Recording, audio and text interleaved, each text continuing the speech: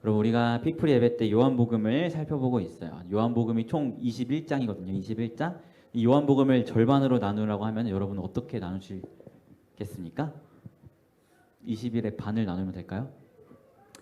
흔히 이제 신학자들은 요한복음을 두 개로 나눌 때 1장부터 12장까지 하나로 나누고 13장부터 21장까지를 두 번째로 나눕니다. 그래서 1장부터 12장까지의 그 책의 이름을 표적의 책이라고 이야기를 해요. 그래서 우리가 지금까지 요한복음을 이렇게 살펴보았을 때 예수님 막 무리를 걸으시고 물을 포도주로 바꾸시고 죽은 자를 살리시고 막 이런 표적들을 계속 일으키셨잖아요. 그런 기적들을 통해서 자신이 하나님의 아들이심을 드러내는 것이 1장부터 12장까지의 책의 내용이에요. 그럼 오늘은 이제 13장을 읽었는데 그럼 이제부터 시작되는 이 13장부터 21장까지 요한복음의 후반부에 나타나는 이 책의 제목은 뭘까요?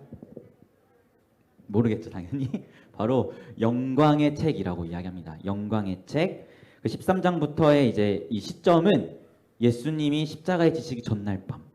그러니까 금요일 날 십자가에 지셨으면 목요일 날 밤부터 시작해서 십자가에 죽으시고 부활하신 그 시점까지 아주 짧은 시간만을 담고 있어요. 이 1장부터 12장은 예수님의 거의 한 3년 동안의 사역을 담고 있다면 13장부터 21장은 그 며칠 사이의 이야기만 담고 있습니다. 이 사실을 기억하면서 우리가 볼 수 있었으면 좋겠는데요. 장수는 짧지만 이 13장부터 21장의 책이 무슨 책이라고요? 영광의 책. 장수가 짧은 게 아니고 장수는 길지만 시점이 짧은 이 책을 영광의 책이라고 말씀드렸어요. 그럼 이제 그 영광의 시작이 되는 13장 1절부터 17절을 우리가 보게 되었는데요. 그 예수님의 영광이 도대체 무엇이냐, 이것을 우리가 이 영광의 책의 시작에서 볼 수 있습니다. 우리 한번 1절 말씀 같이 읽어봤으면 좋겠어요. 1절 시작. 유월절 전에 예수께서 자기가 세상을 떠나 아버지께로 돌아가실 때가 이른 줄 아시고 세상에 있는 자기 사람들을 사랑하시되 끝까지 사랑하시니라. 아멘. 이 영광의 책의 시작을 성경이 뭐라고 열고 있나요? 예수께서 자기 사람들을 사랑하시되 끝까지 사랑하셨다라고 성경이 이야기하고 있어요. 여기서 말하는 끝까지는 진짜 끝까지라는 이 사랑의 크기를 이야기할 수도 있고 이 시간적인 끝을 이야기할 수도 있는데요. 어떤 관점에서 바라보든 핵심은 예수님의 영광은 무엇에 있다? 자기의 사람들을 사랑하심에 있다는 것을 성경은 분명하게 이야기해 줍니다. 여기서 말하는 자기 사람들이 누굴까요? 저와 여러분과 같은 이 세상을 창조하시기 전에 하나님이 이미 택하신 자들을 의미해요. 즉 예수님의 영광은 하나님이 택하신 여러분을 사랑하심에 예수님의 영광이 있다는 것을 우리가 영광의 책의 시작에서 보게 됩니다. 그런데 우리가 요한복음 살펴봤을 때 요한복음 3장 16절에서 하나님의 사랑에 대한 이야기를 여러분에게 나눠드렸어요. 기억 안 나시죠? 요한복음 3장 16절이 뭔지 알죠? 다 외우고 있죠? 한번 외워볼까요? 시작. 하나님이 세상을 이처럼 사랑하사 독생자를 주셨으니 이는 저를 믿는 자마다 멸망치 않고 영생을 얻게 하려 하심이라. 아멘. 이 말씀인데 여기서 하나님이 세상을 이처럼 사랑했다의 이 이처럼이란 말이 하나님 세상을 이처럼 사랑했다라는 뜻이 아니고 사실 헬라어로 보면은 사랑의 방법을 의미하는 거라고 여러분에게 말씀드렸죠. 사랑의 크기를 말하는 게 아니고 사랑의 방법을 말씀드리는 것이 이처럼이라는 단어의 뜻이에요. 그리고 이 사랑의 방법이 뭐냐라고 봤을 때 그 16절 직전에 나오는 인자가 들려야 하리라 라는 그 십자가를 의미한다고 말씀드렸어요. 즉 하나님의 사랑의 방법이 예수 그리스도의 십자가라고 요한복음은 처음부터 계속해서 이야기하고 있습니다. 그런데 오늘 13장 1절에서 예수님께서 자기 사람들을 끝까지 사랑하셨다라고 말하는데 그럼 이어서 뭐가 나와야겠어요? 어떻게 사랑하셨는데? 요 질문이 나와야겠죠? 그래서 그것에 대한 말씀을 오늘 보게 되는 것이 바로 제자들의 발을 닦아주는 예수님의 모습입니다. 요한복음 3장 16절에서 분명히 예수님의 사랑의 방법은 십자가라고 못 박아놨어요. 그러면 예수님의 제자들이 이제 예수님께 발을 닦임을 받는 이 예수님이 발을 닦아주는 이 모습은 결국 십자가와 연결해서 우리가 이해를 해야 돼요. 그냥 단순하게 발 닦아주시는 사건이 아니고 사랑의 방법이 십자가라고 요한복음이 처음부터 이야기하고 있기 때문에 이 영광의 책에서 시작점에 나오는 이 발 닦는 사건은 예수님의 십자가와 연결해서 우리가 이해를 해야 합니다.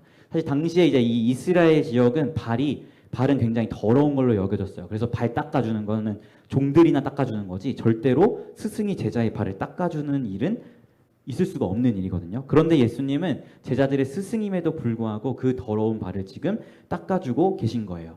그래서 베드로가 예수님께 이렇게 말하잖아요. 주님, 저 닦아주지 마세요. 이러시면 안 됩니다라고 예수님이 말씀하시죠. 그때 베드로가 말하죠. 그때 예수님이 뭐라고 말씀하시니까 8절 한번 같이 읽어볼까요? 8절 시작. 베드로가 이르되 내 발을 절대로 씻지 못하시리이다. 예수께서 대답하시되 내가 너를 씻어주지 아니하면 네가 나와 상관이 없느니라. 아멘. 예수님이 더러운 발을 씻어주지 않으면 베드로가 예수님과 상관이 없는 사람이라고 예수님은 이야기해요. 이것을 예수님의 사랑의 방법이었던 십자가에 대입해서 이해하면 어떻게 해석이 될까요?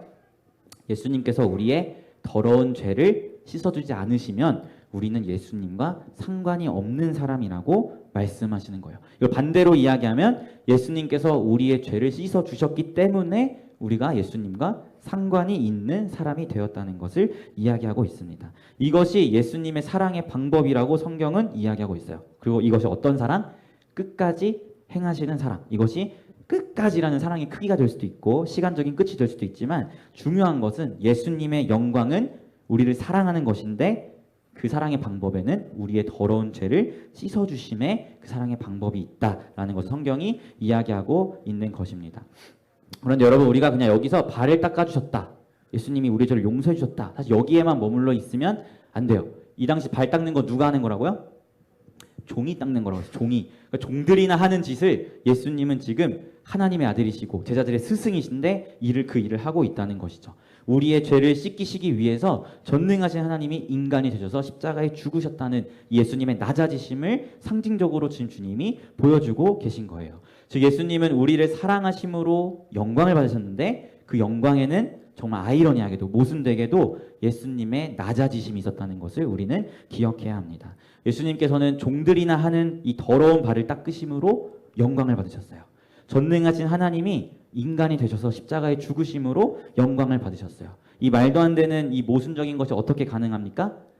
그 주님의 낮아지심이 저와 여러분을 하나님의 자녀로 삼으셨고 이것이 곧 하나님께서 허락하신 예수님의 영광이 되었기 때문에 가능한 거예요. 즉 한마디로 요약하면 저와 여러분의 구원이 주님께는 영광이 된다는 것입니다. 저와 여러분을 끝까지 사랑하시기 위해서 예수님은 종이나 하는 일을 하셨고 저와 여러분을 끝까지 사랑하시기 위해서 예수님은 하나님이심에도 불구하고 사람이 되셔서 십자가에 죽으셨다는 것이죠. 그로 인해서 우리가 예수님과 상관이 있는 사람이 되었어요. 그런 우리에게 예수님께서 말씀하십니다. 우리 14절 15절 같이 읽어볼까요? 14, 15절 시작. 내가 주와 또는 선생이 되어 너희 발을 씻었으니 너희도 서로 발을 씻어주는 것이 옳으니라. 내가 너희에게 행한 것과 같이 너희도 행하게 하여 본을 보였노라. 아멘. 뭐라고 말씀하세요? 내가 너희의 발을 씻어준 것 같이 너희도 서로 발을 씻어주라. 오늘 이제 끝나고 다 같이 발 씻을까요? 네. 이게 진짜 발을 닦아주라는 말씀일까요? 물론 발 닦아주는 것도 의미가 있죠. 근데 그보다 더 깊은 의미를 예수님께서 내포하고 계신 거죠. 스승이신 예수님께서 우리를 구원하시기 위해 낮아지시고 우리를 섬기셨던 것처럼 이제 그 은혜를 받았다면 우리도 서로에게 낮아지고 섬겨주는 사람이 되어야 한다고 예수님께서 말씀하고 계신 거예요. 그 낮아지고 섬김의 방법이 발을 닦는 거라면 제가 여러분의 발을 닦아드리도록 하겠습니다. 섬김의 방법이 중요한 건 발 닦는 게 포인트가 아니고 우리가 낮아지는 것, 섬기는 것 여기에 포인트가 있다는 것이죠. 저는 우리 피프리 공동체가 섬김의 공동체가 되었으면 좋겠어요. 예수님의 낮아지심으로 인해 우리가 주님과 상관이 있는 하나님의 자녀가 되었다면 이제는 그 예수님을 따르는 사람들로서 예수님을 쫓아서 우리도 낮아지고 우리도 서로를 섬기며 나아가는 우리 공동체가 되었으면 좋겠습니다.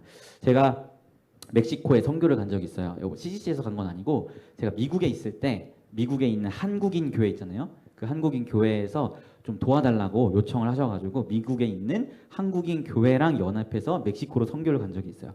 근데 좀 유명한 도시로 간 게 아니고 진짜 낙후된 지역, 고아원으로 갔는데요. 낙후된 지역이다 보니까 화장실이 진짜 여러분이 한 번도 볼 수 없는 정말 상상 초월하는 화장실이었어요. 너무 더러워서 오죽하면 전 변비가 없어요.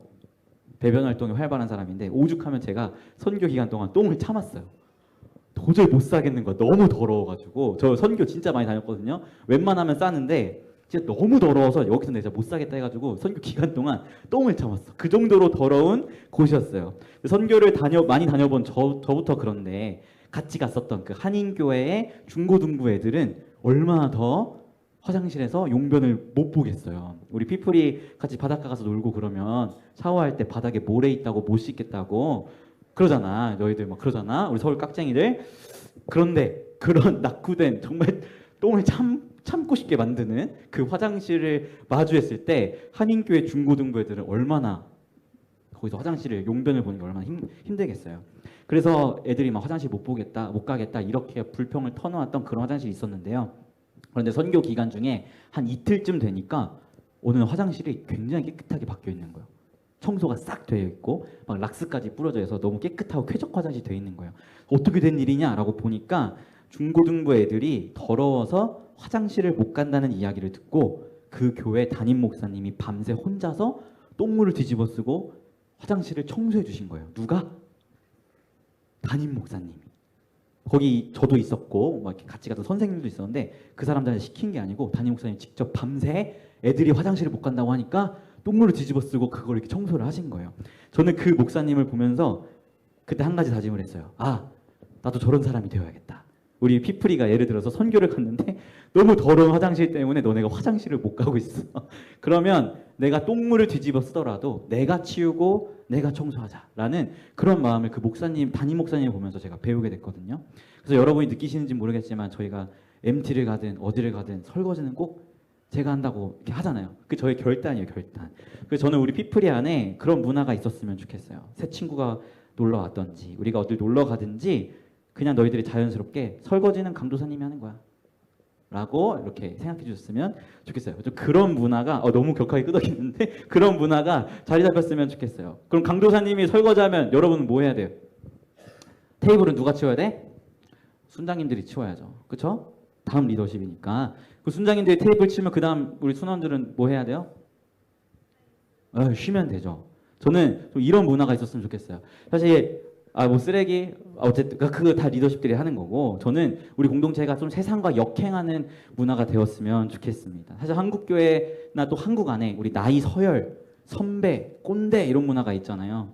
그래서 조금은 나이가 많으면 이제 아무것도 안 하고 막내들이 막 힘든 일을 하고 그러는데 저희 피프리 공동체는 그것이 거꾸로 역행하는 공동체가 되었으면 좋겠습니다. 제일 굳은 일은 제가 하고 그 다음 굳은 일은 순장님들이 하고 그 다음 굳은 일은 순원들이 하면서 리더십부터 가장 힘든 일을 섬기고 또 낮아지는 그런 문화가 우리 안에 있었으면 좋겠어요. 알겠지? 민호야. 우리 민호가 너무 착해가지고 고기를 먹으면 맨날 자기가 굽겠다고 제 이 집게를 빼서요. 내가 굽겠다고 하면은 끝까지 막 뺏으려고 하는데 그냥 고기 거주는 거 맛있게 먹으면 됩니다. 우리 민호 너무 착해서 섬기려고 하는데 그 섬김은 우리 동생들이랑 있을 때 섬겨줬으면 좋겠고 저랑 있을 때는 제가 고기를 꿀 테니까 맛있게 먹어줬으면 좋겠어요. 어쨌든 이런 문화, 따뜻한 문화, 섬김의 문화, 예수를 닮아있는 이런 문화가 우리 피프리 안에 있었으면 좋겠습니다. 사랑하는 피프리 여러분, 예수님의 영광은 결국 낮아지심에서 시작됩니다. 그리고 그분의 낮아지심이 우리를 향한 사랑이었고 그분의 낮아지심은 곧 예수님의 영광이었습니다. 그분의 낮아지심으로 우리의 죄가 씻겼고 우리가 예수님과 상관 있는 사람이 되었어요. 그렇다면 이제는 우리가 어떻게 해야 돼요? 트롤리 팔로우 지저스 하는 진실로 예수를 따르는 공동체니까 우리도 서로 섬기고 낮아지는 사람이 되어야 할 줄 믿습니다. 저 먼저 더 굳은 일을 도맡아서 낮아질게요. 그리고 우리 순장님들 굳은 일보다 조금 쉬운 굳은 일을 맡아서 해줬으면 좋겠고 또 순원들 그보다 더 쉬운 일들을 하면서 조금은 세상과 역행하는 그런 섬김의 공동체가 우리 피프리가 되었으면 좋겠습니다. 이런 예수의 선한 모습과 마음을 닮아 있는 공동체의 모습이 우리 안에 넘쳐나기를 예수님의 이름으로 소망합니다. 아멘. 제가 기도할게요. 기도하겠습니다. 하나님, 예수님을 통하여서 우리를 예수님과 상관 있는 자로 세워주심이 너무나 감사합니다. 주님의 낮아지심은 우리를 향한 예수님의 사랑이었고 또 주님의 낮아지심은 예수님의 영광이었습니다. 이 예수님의 낮아지심으로 우리가 하나님의 자녀가 되었기에 이제는 우리도 그 길을 따라가기를 소망합니다. 우리 피프리 공동체가 정말 서로를 섬기고 낮아지는 공동체가 될 수 있도록 인도하시고 리더십부터 더 굳은 일을 도맡아 행하며 하나님이 기뻐하시고 예수의 모습을 닮아 있는 그런 공동체가 될 수 있도록 우리를 인도하여 주시옵소서. 감사드리며 예수님의 이름으로 기도합니다. 아멘.